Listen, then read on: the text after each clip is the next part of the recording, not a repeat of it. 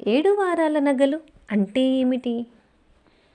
ఏడు వారాల నగలు అంటే పేరు వినటమే కానీ అసలవి ఎలా ఉంటాయో, ఏ వారంలో ఎలాంటి నగలు ధరించాలో చాలామందికి తెలియదు. అవేంటో ఇప్పుడు చూద్దామా? ఆదివారము సూర్యునికి ఇష్టమైన ఈ రోజున కెంపుల కమ్మల హారాలు ధరించాలి. సోమవారము చంద్రునికి ఇష్టమైన ఈ రోజున ముత్యాల హారాలు, గాజులు పెట్టుకోవాలి. మంగళవారము కుజునికి ఇష్టమైన ఈ రోజున పగడాల దండలు, ఉంగరాలు అలంకరించుకోవాలి. బుధవారము బుధునికి ఇష్టమైన ఈ రోజున పచ్చల పతకాలు, గాజులు వేసుకోవాలి. గురువారము బృహస్పతికి ఇష్టమైన ఈ రోజున పుష్పరాగపు కమ్మలు, ఉంగరము ధరించాలి.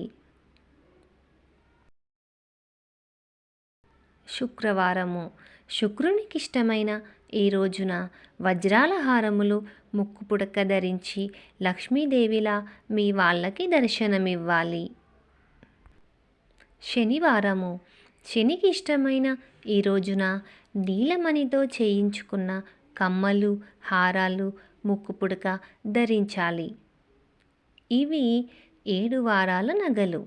ఆయా రోజుల్లో ఆయా నవరత్నములతో పాపిడి బిళ్ళ, వంకీలు ఇలా ఎన్నైనా చేయించుకోవచ్చు.